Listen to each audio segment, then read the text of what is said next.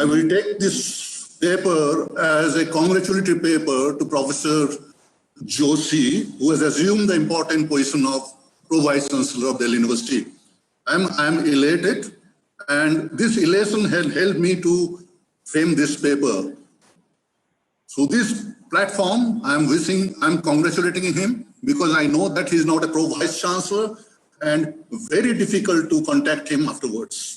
So I'll not get an avenue to congratulate him again.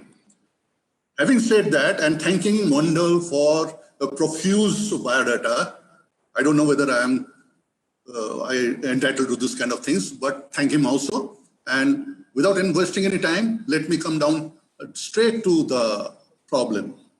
I see lockdown as a huge problem. More damage biologically, less damage biologically, more damage to the mental faculties of an individual. Who has seen life. At the age of 70, you find that whatever you have thought earlier is no more valid. And as a consequence, whatever feelings have developed, I've tried to formulate in terms of scientific theories and other things. So the title of my seminar paper is Diasporic Feeling. For the first time in life, I feel as if I'm in a different land, which has changed my identity. And this is due to the effect of COVID infections and subsequent chain of reactions. And in that process, I will also discussing cytokines, genes, more importantly, the effect on society and culture. No interaction, so the culture formation is paused. The keywords which I'm going to use are COVID-19, lockdown, social distancing, diaspora, identity, cytokine storm, hero five-factor analysis, self-efficacy, and others. Before going to the details, let me slightly give a definition of diaspora. Diaspora is a scattered population whose origin lies in a separate geographical locus. In other words, diaspora refers to involuntary mass dispersion of a population from its indigenous territory. It is just the opposite. That means from a geographically dispersed population, we have been locked down to a specific small area. Identity, in that process, our identity, the beliefs, looks, and or expression that make a person or a group, a psychological identity relates to self-image and individuality, which has been eroded hugely in the last few months. Let me go to the origin. I think this origin is a result of promiscuity of a different kind, that eat whatever you want to eat. No, we have to be very, very careful about what we eat, and that is very evident now. Recently, by the end of 2019, WHO was informed by Chinese government about several cases of pneumonia with unfamiliar etiology. The outbreak was initiated from the human seafood market at Wuhan city of China. Is it a pilgrimage right now? And rapidly infected more than 50 people for its notoriety. The live animals are frequently sold at the Hunan seafood market. Oh my God, such as bats, frogs, snakes, birds, marmots, and rabbits. On 12 January 2020, the National Health Commission of China released further details about the epidemic, suggesting viral pneumonia. From the sequence-based analysis of isolates from the patients, the virus was identified as the novel coronavirus. What is coronavirus? Some of it has originated from the market. The bats are its host, infected all sorts of people, all sorts of members of the animal kingdom. Characteristics of coronavirus. The size is very, very minute, 65 to 125 nanometer in diameter. In my laboratory, I make sterile medium with a pore of 0.2 microns, which I thought was enough to make things sterile, but no, it can cross 0.2 microns also. Genetic materials, single-stranded RNA, singles are more difficult to tackle than doubles. Size of RNA, 26 to 32 kilobase in length. This parameter is important for polymerase chain reaction. Some of the very, very important biological features of SARS-CoV virus. What I'm interested in, one thing, and that is the entry receptor in human, AC2. ACE2 is a receptor which is necessary for the virus to attach itself and spread in the body. So individuals will be deficient in ACE2 receptors, will be less prone to coronavirus, and because the children have less ACE2, that's why naturally they are protected from coronavirus infection. So another strategy will be to transfuse blood which is low in ACE2. That may be one of the ways of controlling the pandemic. Other things which is emerging is a plasma therapy. Plasma therapy is about taking plasma from people who have been infected and who have recovered. The idea behind is to take the help of memory T cells, the memory T cells which have developed from resistance to the virus. So if you take those memory T cells from a person who has recovered after 24 days and inject into the COVID infected person, these memory T cells, because they're equipped already to fight the virus, are helpful in reducing the viral load. But memory T cells will have a problem because these memory T cells are specific to a virus genome. The moment the genome changes, these T cells, memory T cells, will have less efficacy. So I think that instead of memory T cells, if you give a plethora of T cells, they can fight the disease better. That's my opinion. Now, some outstanding, devastating results just now, 1 hour back. The number of confirmed cases has crossed 7,19,665. Recovered 4,39,9848, and deaths 20,160. Maybe 1 hour back, Indian figures. I must tell you one thing, that COVID infection has its bad effects. It has more effect when there is a catalyst in the body. And those catalysts are comorbid factors like high blood pressure, sugar, chronic obstructive pulmonary disease, and bad filtration by the kidney. So these deaths are not actually to that extent reflected by coronavirus infection, but are a reflection of comorbid factors also. Healthy life is a Th2 phenomena, whereby Th2 cytokines predominate. But the moment you are infected, the fulcrum is reversed and Th2 phenomena take the backseat and Th1 cytokines predominate. Th1 cytokines are the ones which are very dangerous. They are necessary for controlling the disorders, but their roles should be regulated. You know, the police force is meant to regulate a crowd, but beyond a point, the brutality should not be there. Now, this brutality is in terms of cytokine storm. When the protective force of the body overreacts, then the disease does not kill you. Then the overreaction kills you, and that is called cytokine storm. And see the effect of cytokine. It devastates everything. In biological terms, it damages your kidney, it damages your heart, it damages your lung, I don't know what more. And most seriously, it affects your cognition. So it is a real problem. So cytokine-like movement, when you draw diagrammatically the immunology of cytokine storm, we find that the circular movement of a tornado where Th1 cytokines like TNF-alpha, IL-17, they predominate, and because of that overreaction, the individual succumbs to the cytokine storm. So we must have an approach which is integrate, keep the integration of the body, but to control the disease, but don't harm the ingredients of the body like kidneys and other things.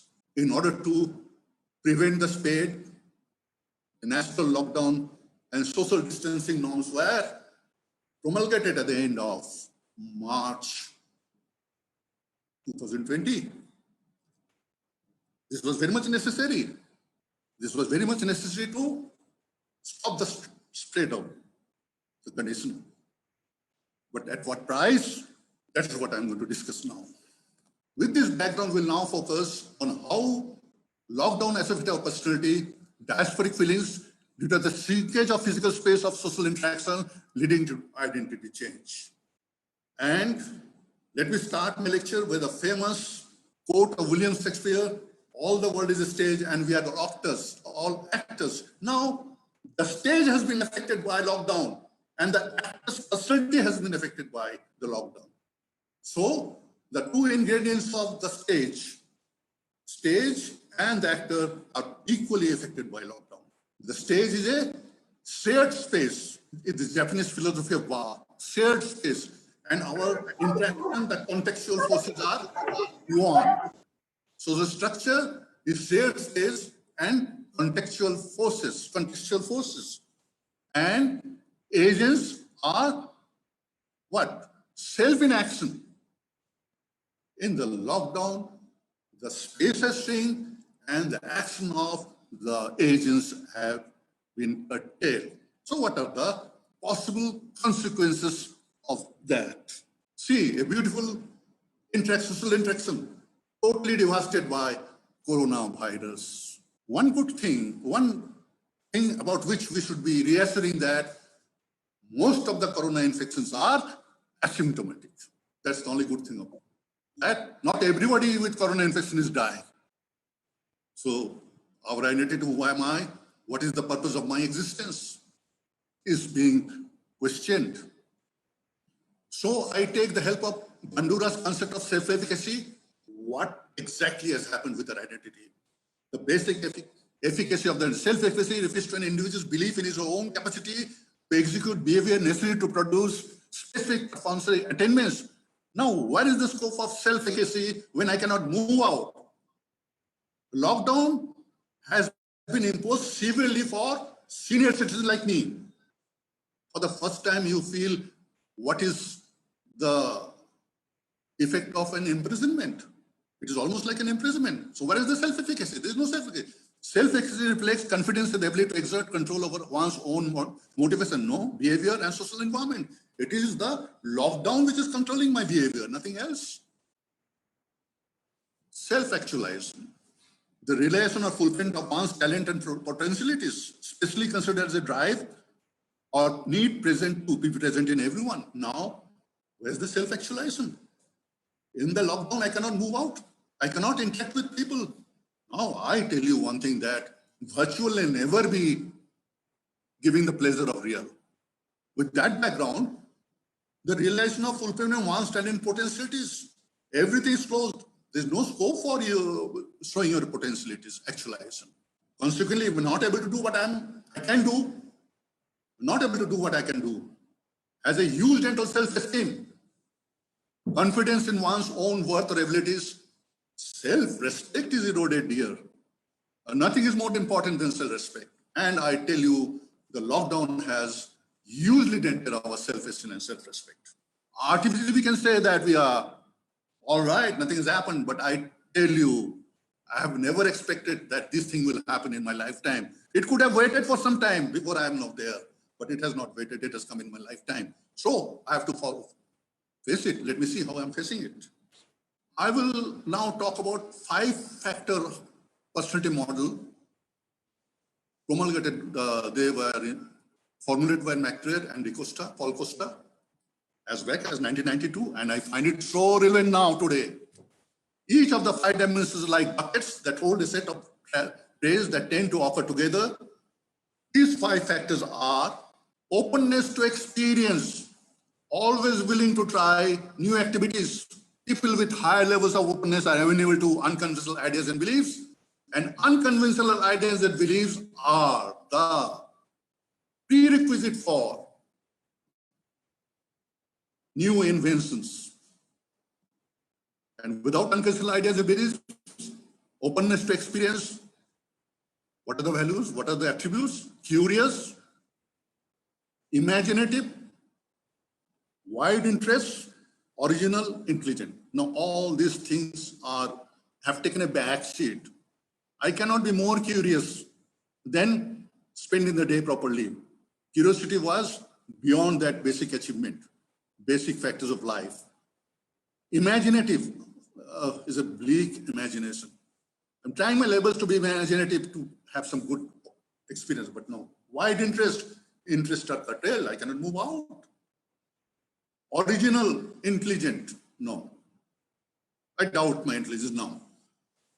Now, the lockdown has revealed is the narrow aspect is narrow interest, basic survival, and culture of poverty. The today is extended, simple and shallow, no more complexities and shallow knowledge. So this first, one of the orders of higher personality is also eroded to a great extent, leading to some percentage of identity change. Next is consensualness. They feel a sense of responsibility towards others and are generally careful to carry out the duties assigned to them. Jobs are lost, lockdown, no duties assigned, fresh duties assigned, old duties, regular work has been taken away one by one. And now the duties are only 10% of what we used to do earlier. Now, so there is a question of organized, thorough, deliberate, responsible, precise mode of action, because the input for these are not there. I must have input to be organized, thorough, deliberate, responsible, and precise. But that has been snatched away by lockdown. So I become careless, disorderly, and frivolous. So this aspect also is eroding my identity. Agreeableness. Agreeable people are trusting of others. Where is the others in lockdown? And are more altruistic. Where is the chance to be altruistic when you're almost behind the bars, willing to help others during times of need? High, that was a high in forgiveness, kind, appreciative, trusting, sympathetic. Now, these attributes are all meant with the other person in mind. And when the other person is removed from your arena by a social distancing of 7 feet, all these factors are no more valid. So I become cold, unfriendly, and what else? Another psychological attribute which dents my willpower and consequently changes my identity. Extroversion characterized by outgoing. Oh my God, outgoing is totally loud. Socially confident behavior. My confidence in social behavior has been eroded because I cannot go out. Extroverts are sociable, talkative, and often forward in social situations. You cannot spend your life, whole day talking to yourself. And consequently, the highs in sociable, energetic, adventurous, enthusiastic, outgoing are totally cut off, zero. And the opposite of we is surfacing, quiet, reserved, and shy. And this is also affecting my identity to a huge extent. Only thing which has happened, the negative personality trait neuroticism is coming to surface. Earlier, I was always, these people were tense, moody, anxious, fearful, twitchy, and they are only benefited because they, in this lockdown, they are stable, calm, and contented. I envy them now. So this is a pulling of all the higher order personality together. Ocean of emotion. This Pacific Ocean has shrinked into a small ocean like maybe Bay of Bengal. Effect of coronavirus personality. Higher order personality traits are diluted, leading to identity change. And when the identity change takes place, what happens? Triple M model comes. Ambivalence, anhedonia, and apathy. All negative. Ambivalence. I'm not able to decide in a particular circumstance. I'm not able to decide whether I will take the A decision or a B decision. I'm always confused. The result of lockdown. Ambivalence. Anhedonia. I cannot enjoy life. Hedonism, which is very much well illustrated by that famous book on conspicuous consumption by Weber. Conspicuous consumption has been reduced to a minuscule. As a result, I'm not interested in anything, apathy. So my identity has been taken over by ambivalence, anhedonia, apathy. A person cannot destroy these emotions, but control can change the whole personality. I painted a very hopeless picture, so I have to brighten it up now. Because the virus attacks the person who is weak psychologically. So now what to do with it? Let me go to the other slide. Now, to what extent these lockdown has affected can be exemplified by asking yourself these questions. And I will ask these questions to myself and see what are the answers. Are you basically satisfied? Not at all. Have you dropped many of your activity and interest? I have dropped all the activities. I cannot go to any place. Every week I used to take a detour of Shahjahanabad. I used to move from my place in Model Town to South Delhi Market or Khan Market through the periphery of Jamuna, the outer ring road. Now 3 months I have not been able to view this Shahjahanabad, the back of Red Fort. It has a huge potential of destroying my identity. I am not liking it. I tell my, who is the one who has put this lockdown on me severely? It is my son who says that, no, you cannot go there. I said, I will stay in my car, let me visit. Even that is bad. Do you often get bored? I am all the time bored. I'm all the time bored. Nothing new to come. Are you hopeful about the future? I am not hopeful for the future. Let me be very frank about it. I was very hopeful for the future and took a huge dent by lockdown now. Are you good spirit most of the time? No, I'm irritable. People complain that you're always angry. Do you feel happy most of the time? It is their dream now. Do you often feel helpless? All the time helpless. Do you often get restlessity? Yes. Do you prefer to stay at home rather than going out of doing? There's no question of preference. It is obligatory now to staying at home. Do you frequently worried about all the time about the future? So much about the future that I've stopped worrying about the future. You find life very exciting? Not at all. People are making life exciting by virtual reality. I am interested in real things to happen, not virtual. No Facebook, no Twitter, they're virtual. I don't enjoy virtual. Is it? That's why I don't have a cell phone.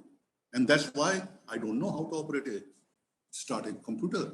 I said, let it wait for my next life. Is it hard for to get started on new projects? There are no new projects. Do you feel full of energy? No. Do you frequently get upset over little things? Always. Do you have trouble in concentrating? Yes. Do you enjoy getting up in the morning? No. Morning should be now prolonged. I should get up as late as possible. Do you prefer to avoid social gatherings? That I always have. Is it easy for you to make decisions? Not anymore. Is your mind as clear as it used to be? Not at all. Now, going by this questionnaire, I am definitely on the wrong side of personality. So, what about my personality? How it can be elevated? Let me try. Now, in this era of being villain, by being convicted, by being attacked by coronavirus, it will be a challenge to assume hero. That means fight with the virus. The 4 characteristics which can help identify hero from the crowd. And these are hope, efficacy, resilience, and optimism. Now, Fred Luton says that you have to be a hero under these circumstances. Where villains are predominating, you have to be a hero. And heroes should have hope, efficacy, resilience, and optimism. Is it possible? Is it possible? Let me see whether it is possible or not. So, in order to understand, I refer to psychological capital. People with good psychological capital will face the pandemic better in other world. In the cognitive side, psychological capital has been defined as an individual's positive psychological state of development that is characterized by having confidence, self-efficacy to take on and put in the necessary effort to succeed at challenging tasks. The challenge is coronavirus, and we must be having confidence to fight it, making a positive optimism about succeeding now and in the future. Come what may, we will succeed. Persevering towards goals and when necessary, redirecting paths to goals, hope in order to succeed. And when based by problems and adversity, sustaining and bouncing back and even beyond resiliency to attain success. So very well said that you are not known by what height you have risen, but from which bottom you have risen. So that is resilience. So you have to be resilient under the present circumstances. And this is just it, which shows that the economy was so strong that it was carrying 130 crores of Indians on its back very smoothly, very rapidly. And now the economy is destroyed. It has become very light, it's so light, it cannot anymore carry us. We are carrying the economy now. The economy is so greatly created by our then Prime Minister Narasimha Rao and Vice Prime Minister President Narasimha Rao, Minister Narasimha Rao and his Financial Minister Manmohan Singh. Now this diagrammatic representation, we call it animation, has been made by my grandson, who is only 7 years old. In order to now have a nice, resilient life, we must develop some habits. So I will give you a few examples. We must start inculcating in our life. We must develop a hobby of gardening with beautiful flowers. These are stress busters. Not only gardening for flowers, but also for vegetables. 100 kg of cauliflower was grown at the terrace garden of my land. This is one of the ways to keep myself busy, and making scrapbooks so that nostalgia, old memories will come alive and relieve your mind. And keeping pet, how beautiful. One of the stress busters. How beautiful.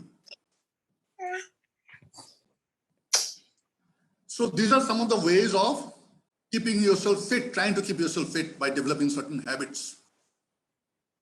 I conclude my presentation by remembering by father of nation Mahatma Gandhi.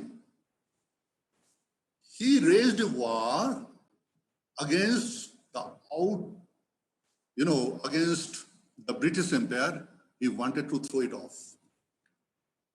By his peaceful movement, I am reminded of his movement. Now, the outside power is not the British Empire. The outside power is coronavirus. So let's join the movement of Mahatma Gandhi and follow his footsteps and try to eradicate or live with coronavirus. Thank you very much.